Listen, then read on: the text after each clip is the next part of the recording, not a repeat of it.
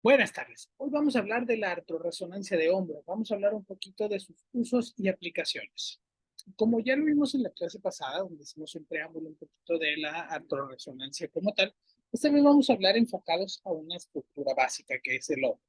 Como les dije en la clase pasada, una de las estructuras más estudiadas por artrorresonancia, pues obviamente es la articulación glenohumeral.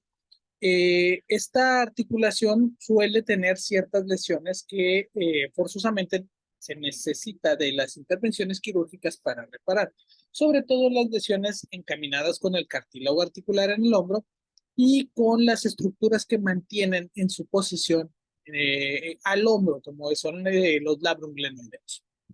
Este estudio nos va a permitir hacer evaluaciones un poco más profundas, pero sobre todo nos va a permitir evitar hacer, pues ahora sí que cirugías exploratorias por parte de los cirujanos. Y pues bueno, gracias a la tecnología que vamos a estar usando, pues bueno, necesariamente vamos a obtener imágenes más detalladas de las estructuras gracias a la descompresión que tienen estas estructuras gracias al material de contraste y que bueno, esto va a permitir que se puedan valorar de mejor manera las estructuras que vamos a estar por ahí visualizando. Esta artorresonancia de hombro es un procedimiento que se hace accesorio a una resonancia magnética de hombro convencional. Cabe resaltar que siempre va a ir acompañada la artorresonancia de una resonancia magnética convencional de hombro. Esto por la necesidad que tenemos de hacer una comparación y hacer una evaluación definitiva de las estructuras que estamos viendo. Adicionalmente, esta parte de la artrorresonancia como tal, como ya lo habíamos platicado, se puede hacer en dos secciones, tanto en una artrorresonancia directa como en una indirecta. Básicamente, la artrorresonancia directa es donde vamos a administrar el medicamento medio de contraste a través de la cavidad articular y la resonancia magnética indirecta, pues bueno, es la que vamos a utilizar como base o como fundamento para las valoraciones específicas de las estructuras anatómicas. Una vez dicho esto, hay que entender que esto es un procedimiento invasivo. Si bien la invasión al cuerpo del paciente no es tan profunda o no es tan marcada, porque realmente lo que vamos a estar utilizando, pues básicamente son agujas directamente, que no representan demasiada invasión al cuerpo. Pero más, sin embargo, como tenemos que utilizar este tipo de herramientas, pues bueno, finalmente estamos haciendo una intrusión dentro del cuerpo y que pues por esta misma razón es necesario comprender que es una técnica invasiva. Otra de las cosas que debemos analizar y otra de las cosas que se deben comprender es que en este procedimiento vamos a estar inmiscuidos más personal y más materiales y más pues ahora sí que más equipos y que bueno, a lo largo de esta plática vamos a ir evaluando estas situaciones para sobre todo se vayan dando cuenta acerca de las situaciones específicas que pues con las que nos vamos a topar básicamente en este procedimiento. Recuerden que este es un procedimiento que es multidisciplinario. Eso quiere decir que intervienen más personas, más que solamente tal vez el médico radiólogo y el profesional que realiza los procedimientos de adquisición de imagen y que por esta misma razón tenemos que mencionarlos.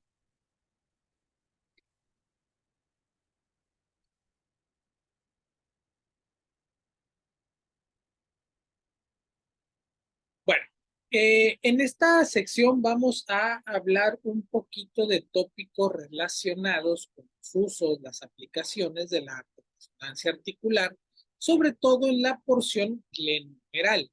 Esta estructura está especialmente destacada en las lesiones, o más bien, para poder hacer el diagnóstico de algunas de las lesiones que suceden dentro de esta articulación, pues bueno, la artrorresonancia de hombro es una de las que más puede darnos información y sobre todo a profundidad.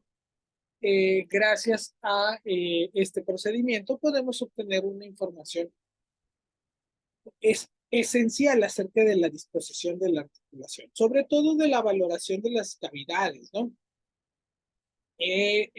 Como te menciono, una de las partes fundamentales es que pues directamente la artorresonancia de hombro ha cobrado relevancia sobre todo en la valoración de lesiones del cartílago articular Y bueno, más allá de esto, pues también representa información específica acerca del estado de la cavidad glenoidea como tal. Es muy importante entender que esta pues tecnología o esta técnica nos va a ayudar en gran medida, sobre todo cuando estemos intentando visualizar o diagnosticar patologías que tengan que ver con la estabilidad de la articulación. Esencialmente, esta se encarga de visualizar pues el contenido interior de la articulación y pues no necesariamente las articulaciones, o más bien, no necesariamente las porciones que pues, ahora sí que están por ahí rodeando esta sección del cuerpo. Básicamente, la artroresonancia se encarga de la valoración directamente de la articulación. Es decir,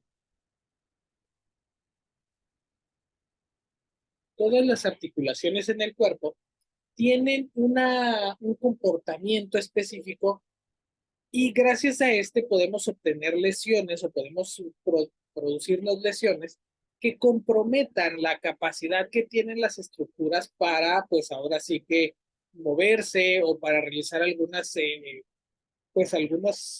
situaciones como movimientos o destrezas que necesita tener la articulación. Cuando estas estructuras, como te menciono, se llegan a dañar, pues bueno, comprometen la movilidad y la usabilidad de esta articulación. Sobre todo en la artroresonancia vamos a hablar un poquito de lesiones del labio glenoideo y pues un poquito del cartílago articular. Estas lesiones están relacionadas sobre todo con la capacidad que tiene la articulación para realizar los diferentes movimientos del cuerpo. Es esencial que estas estructuras estén funcionando de manera correcta porque son las que permiten los movimientos fluidos de la articulación. Cuando esta porción, por ejemplo, de cartílago articular está dañada, pues por obvias razones estas estructuras quedan comprometidas en cuanto al movimiento que pueden realizar. A veces duele, a veces simplemente se congela, me refiero a que ya no podemos hacer o realizar los diferentes movimientos. Y que bueno, es por eso que esta técnica cobra tanta relevancia. Es muy importante que obtengamos, pues primeramente que tengamos la capacidad técnica, porque recuerden que para realizar cualquier procedimiento en medicina se debe contar con conocimientos, pues tanto de anatomía como de fisiología y pues obviamente conocimientos propios pues ahora sí que del procedimiento como tal. Esto quiere decir que no todos los profesionales con los que vamos a poder tener contacto realmente puedan o estén capacitados o tengan el conocimiento o alguno de los puntos que mencioné anteriormente para realizarlo. Es decir, en algunos casos los médicos radiólogos van a necesitar la ayuda de un médico radiólogo intervencionista. Pero bueno, este es otro tema. Realmente para lo que necesitamos un médico radiólogo intervencionista es para que nos ayude con la función de la articulación como tal, porque finalmente, pues este es un procedimiento médico quirúrgico que, bueno, realizan los médicos intervencionistas, obviamente ayudados por parte de más personas. Esencialmente, vamos a hablar un poquito también de la técnica de imagen. Como te lo dije hace ratito, realmente esta técnica como tal es una de las que, si bien se usa cada vez más, realmente no es como que muy cotidiana. En lo general, los médicos que buscan utilizar esta técnica es porque están dudando entre un diagnóstico u otro. Por ejemplo, cuando existe una ruptura del labio glenoideo, pues realmente esta porción que migra o esta porción, perdón, hice un spoiler, esta porción que se rompe del labrum glenoideo puede llegar a moverse de su lugar como consecuencia de esta propia lesión. Entonces, este anda divagando o anda vagando libremente a través de la articulación, pues poniendo en riesgo y lastimando otras estructuras como consecuencia de la fricción. Digamos que el labrum glenoideo está hecho para estar en una locación o en una posición y el hecho de sacarlo de esa posición implica forzosamente que vamos a tener por ahí irritación articular, dolor, sensación de calor o de como si arrastraran algo. Entonces, es esencial utilizar este tipo de técnicas porque tal vez la resonancia magnética convencional no nos permita o no nos deje alcanzar a ver todas las estructuras que estamos estudiando, bueno, en cuyo caso se solicitaría una artrorresonancia. ¿Por qué no lo haríamos, por decirlo de alguna manera, de manera rutinaria? Bueno, pues por el simple y sencilla razón de que esto implica que el médico radiólogo intervenga al paciente a través de una aguja que va a colocar en su hombro para pasar el medio de contraste. Y bueno, si te fijas, yo considero que esta parte pues no es como que muy sencilla que digamos, no es como que yo diga, ay, mire, vamos, infiltra el hombro para ponerle por favor contraste y hacer una resonancia. No es tan sencillo como eso. Realmente es un apartado que si bien ya no tiene tantos contratiempos o tantas contraindicaciones como antes, pero sí es muy cierto que este sigue apareciendo. Estos problemas siguen apareciendo y por esta misma razón, pues bueno, tenemos que pues continuar haciendo estos procedimientos. Aparte de esto, vamos a valorar algunos aspectos técnicos en cuanto a la tecnología para practicar este tipo de procedimientos. Como te lo digo, realmente no somos una simple, vamos, no va a ser solamente el médico radiólogo y el técnico profesional en radiología que se encargue de asistirlo para realizar los procedimientos. Realmente, pues ocuparemos de más personal, realmente ocuparemos de más gente que nos va a ayudar a realizar el procedimiento y que bueno, el fin práctico es obtener realmente la información adecuada para hacer el diagnóstico del paciente. Esto no tiene nada que ver con situaciones diferentes como por ejemplo lo serían fracturas o luxaciones. Bueno, las luxaciones tal vez sí. Más bien en este sentido vamos a hablar un poquito de las luxaciones como tal, la ruptura de algunas estructuras, sobre todo las que pudiesen migrar, como por ejemplo pedazos ahora sí que ay, se me fue la palabra, partes del cartílago articular que se mueva de un lugar donde estaría normalmente por las propias condiciones de la ruptura y que bueno, esto cause sintomatología al paciente. En el caso del hombro, esta estructura está altamente diseñada para realizar, ahora sí que procedimientos muy específicos. Entonces, es muy importante mantener la salud de esta estructura considerando el hecho de que es una de las partes más importantes. Y estoy hablando del brazo en general, ¿no? Obviamente, el húmero, el brazo, el codo, la muñeca, la mano, el antebrazo, todas estas estructuras anatómicas que te he mencionado, pues son sumamente importantes. Y al final de cuentas, hay que tenerlas siempre en consideración para poder realizar este tipo de procesos de manera adecuada.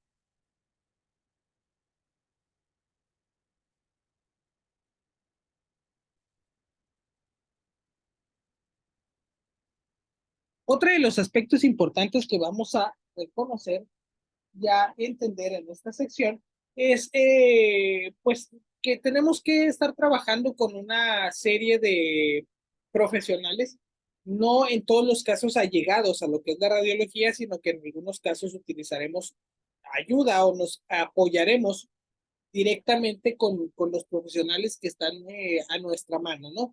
Esencialmente este procedimiento se realiza en gabinetes que se cuentan con departamentos de urgencias, que cuentan con carros de paro, con monitores, con desfibriladores, etcétera, etcétera, tanques de oxígeno y los materiales necesarios.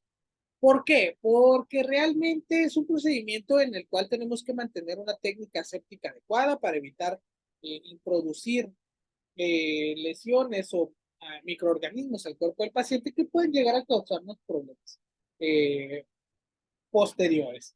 Otra cosa que tal vez se me olvidó colocarlo en las diapositivas, pero es esencial, es vital, es muy importante que el paciente esté consciente del estudio que vamos a realizarlo. Que esté consciente me refiero a que conozca los riesgos, las dificultades que pueden llegar a suceder y siempre tenemos que contar con un consentimiento informado. Este consentimiento informado es un documento que le informa al paciente la situación de la que se trata, pues ahora sí que es su caso, y bueno, obviamente le permite o nos permite informarle acerca de los probables riesgos que conlleva el realizar este procedimiento. Es obvio entender que no necesariamente le vamos a decir al paciente, oiga, es que fírmeme este documento porque pues si no, no se lo puede hacer porque se puede morir. No, Realmente es informarle los riesgos, informarle los beneficios que trae este procedimiento, explicarle lo que puede llegar a sentir, lo que le puede llegar a pasar y finalmente evaluar si este paciente cursa o no con alguna contraindicación, porque esa parte también es muy importante.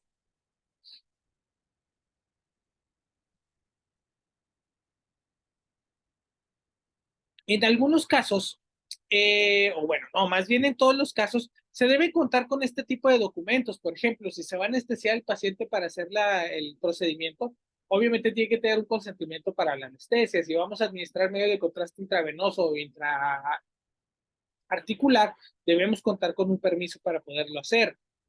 Y me refiero al permiso no propiamente del gabinete donde estás trabajando. Realmente el gabinete va a decir, sí, pues hácelo, claro. Aquí con el consentimiento que tenemos que contar es con el del paciente. Es muy importante este tipo de documentos porque, bueno, finalmente resulta que es la parte más importante porque es lo que te va a avalar en caso de que suceda algún contratiempo. Pues bueno, mira, yo le expliqué, aquí estaban los probables riesgos, él aceptó, desafortunadamente hubo un riesgo relacionado con la realización del procedimiento. Obviamente esto no quiere decir que vamos a ir por la vida haciendo daño a los pacientes, no, necesariamente no, más bien lo que estamos intentando es buscar un respaldo legal en cuanto al por qué se está solicitando este procedimiento y pues obviamente pues es solicitud de un médico, ¿no?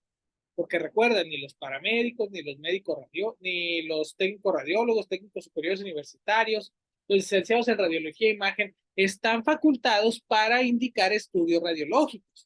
Ni siquiera ellos. Entonces, imagínate esta situación. Entonces, el médico tratante o el médico que está viendo al paciente es el que debería asignar los diferentes estudios que se van a necesitar.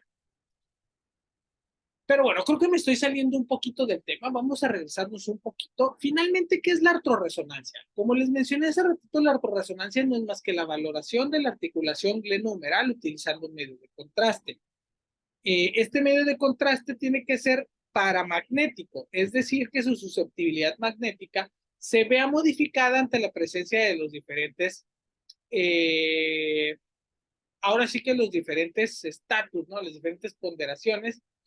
Es por eso que vamos a tener que utilizar este tipo de medio de contraste. Este se visualiza de buena manera en las secuencias T1, aunque en las secuencias T2 realmente se vuelve un poco pobre. Ahorita explicamos un poquito acerca de lo que es la resonancia magnética artroscópica, perdón, porque desde una perspectiva directamente de personal que no tiene demasiada experiencia, pues bueno, tendremos que hacer explicaciones lo más escuetas posibles que se puedan.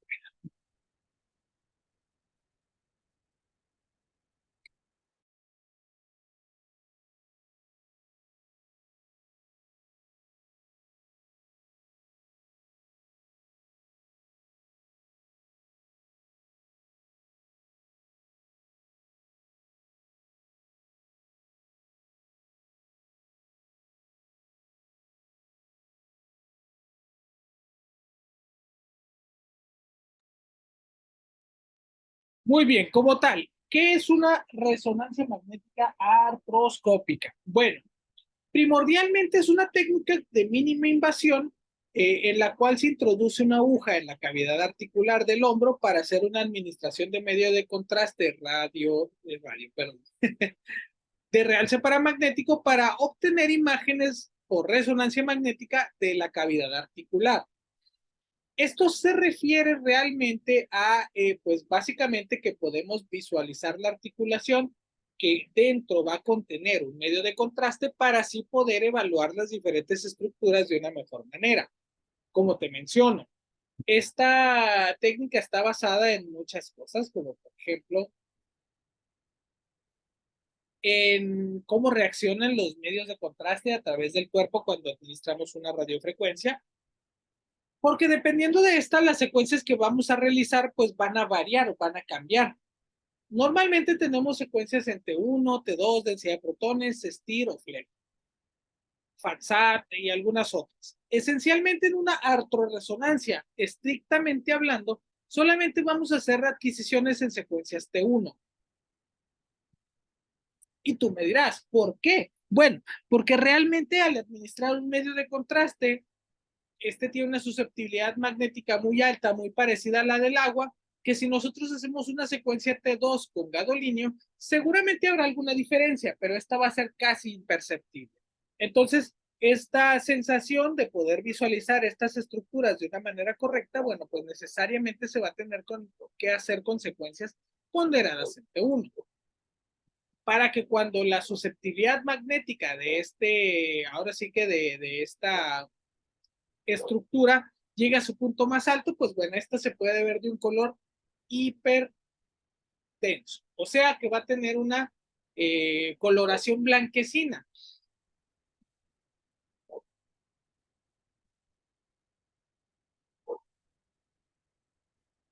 Como te menciono, en este tipo de procedimientos, la parte que es más difícil es la administración propia del medio de contraste dentro de la cavidad articular.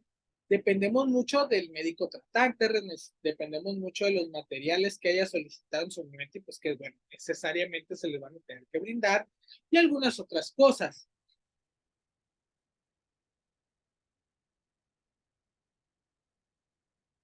Entonces, básicamente esta parte, esta situación, esta definición se centra en el hecho de cómo vamos a hacer el procedimiento. Obviamente aquí faltan muchísimas cosas y faltan muchos profesionales que van a intervenir y faltan salas y faltan directamente, pues ahora sí que los procedimientos que vamos a estar realizando no son necesariamente dentro de un mismo hospital, o bueno, no necesariamente tiene que ser en un hospital, pero lo que me refiero es que no todos los gabinetes cuentan con los productos necesarios para poder realizar este procedimiento, ni tampoco con el personal necesario en la mayoría de los casos, porque como te dije al principio, recuerda que realmente esto está basado en un estudio multidisciplinario integral del hombre.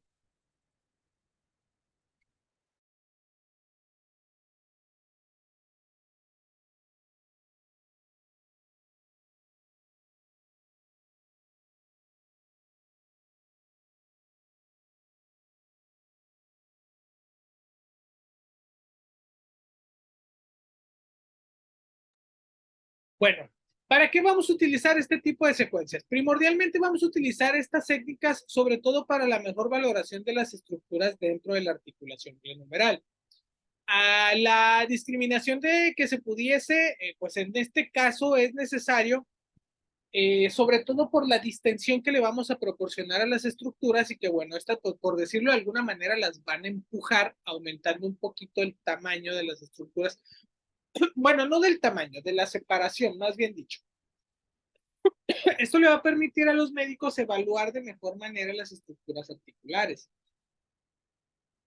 Básicamente podríamos hacer este tipo de procedimientos con algún otro tipo de medio de contraste, por ejemplo, aire como tal, aunque en ese caso el equipo de resonancia magnética no es tan versátil. Tal vez en ese sentido sería mejor por ahí utilizar la tomografía. Bueno, básicamente lo que va a hacer, lo que vamos a hacer en este procedimiento es literalmente introducir un medicamento que cambia de color a la realización de la resonancia magnética. Y bueno, vamos a adquirir múltiples planos de la adquisición para que pues al final podamos pues ahora sí que evaluar la cavidad humeral, la cavidad glenohumeral de manera correcta. Esta parte es esencial porque realmente tiene que ver con muchos aspectos importantes como por ejemplo la estabilidad articular. En la mayoría de los casos la lesión va a ser ahora sí que ay, perdón, se me fue el nombre, del labrum glenoideo, perdón. Esta estructura es una estructura que está en el menisco, perdón, en el perdón, en el cartílago articular del hombro y es la que evita que la articulación se salga de su posición. Es una especie de tope, es una especie de seguro que impide que el brazo se mueva de más, se mueva demasiado, pues ahora sí que como consecuencia de lo que tú quieras, de que hace ejercicio, de que va a correr, que se dedica, no sé, a un deporte de alto impacto, eso no es importante. Este labrum glenoideo es una estructura cuneiforme que evita que el paciente literalmente, pues su hombro se salga de su posición natural porque pues bueno, gracias a que tenemos estas estructuras es que no se nos luxa tan seguido el húmero, pero necesariamente tenemos que conocer la salud de esta estructura, porque en algunos casos vamos a tener un paciente que, por ejemplo, ay, estaba haciendo algo de aseo en mi casa, intenté colgarme de algún mueble y ¡zas! Me lesioné el hombro. Bueno, básicamente la intención de la artroresonancia es revisar este tipo de pacientes que han tenido lesiones y que pues por su propio, vamos, que su tratamiento no ha hecho efecto, les han dado tratamientos bueno, directamente les han dado tratamiento y estos pacientes no mejoran ante el tratamiento y es cuando se empieza a sospechar, sobre todo por la inestabilidad de la articulación, que exista alguna patología más profunda. Entonces, en este caso, es esencial entender que para utilizar esta técnica, pues bueno, primordialmente la vamos a utilizar pues siendo un poquito observadores en cuanto a dónde la podemos utilizar. De pronto, si te llega un paciente con una lesión de bíceps, pues ahora sí que bíceps radial, pues a lo mejor esta técnica no es la más adecuada, en todo caso tendremos que hacer una resonancia magnética directamente de la estructura que se está pidiendo. Entonces, quiero que se entienda que esta técnica es, si bien muy útil, no necesariamente es, hay que usarla siempre, sino que hay que hacer una valoración acerca de si es necesario hacer este tipo de procedimientos.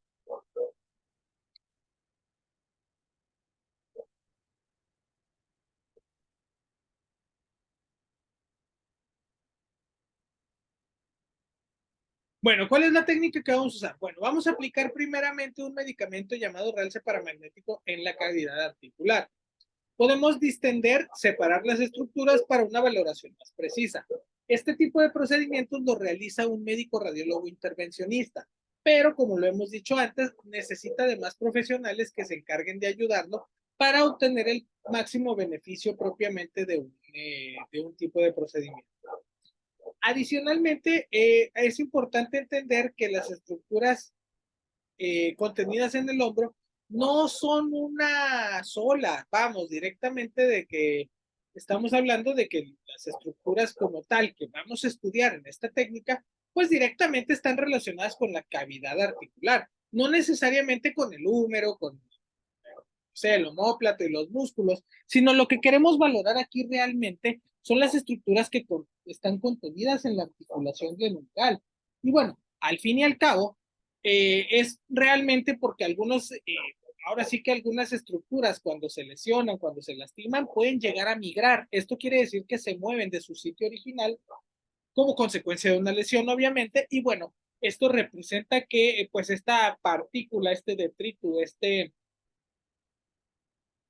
pues ahora sí que este pedazo, básicamente, valga la coloquialidad, pues anda por ahí libremente en la articulación y puede generar, número uno, dolor, sensación de incomodidad y algunos otros síntomas relacionados con esta parte de no poder hacer algunos movimientos por sensación de inestabilidad o por dolor, básicamente. Entonces, como tal, es importante entender que dependiendo del tipo de procedimiento, se va a administrar una cantidad X o Y de medio de contraste. En la cavidad cuando se inyecta el realce paramagnético es adecuado obtener perdón, me estoy trabando, para obtener la mejor previsualización o para obtener la mejor visualización de las estructuras anatómicas que estamos estudiando, es vital hacer una distensión adecuada de la estructura anatómica. ¿De qué va a ir esto? Bueno, dependerá mucho del tamaño del paciente. Yo sé que todos los huesos tienen un tamaño más o menos estándar y lo que puede llegar a cambiar es un poquito la estatura y un poco la contextura, pero no todas las anatomías son iguales. Entonces hay que entender esta parte. Es por eso que el médico radiólogo va a realizar la administración del realce paramagnético. Si te fijas en la tabla 1, los volúmenes para poder visualizar la articulación glenumeral de una manera correcta van de entre los 13 a los 15 mililitros de realce paramagnético. Esto nos va a permitir obtener imágenes como la que tenemos en el fondo. Si te fijas, aquí se inyectaron 15 mililitros de gadolíneo. Si te fijas, la articulación está bastante repleta y tenemos una flecha por ahí marcando una lesión en el labrum glenoideo. Otro apartado importante. es entender que este procedimiento está hecho por un grupo de profesionales relacionados a la realización de este tipo de procedimientos, siendo como una especie de equipo. Como ya lo hemos mencionado, es considerar que el hecho de que para la correcta realización de este procedimiento es necesaria la intervención de varios profesionales. Cada uno de ellos lleva a cabo funciones específicas que al conjunto tendrán como resultado el procedimiento pues sea realmente exitoso. Es esencial esta parte porque, bueno, representa la comunión entre los profesionales que realizan el procedimiento para alcanzar el objetivo final, que es hacer la artorresonancia magnética de onda. Bueno, esta sección la vamos a dejar hasta aquí. Les voy a pedir, vamos a descansar unos minutitos y vamos a pasar al siguiente capítulo. Por favor, nos vemos en el siguiente momento.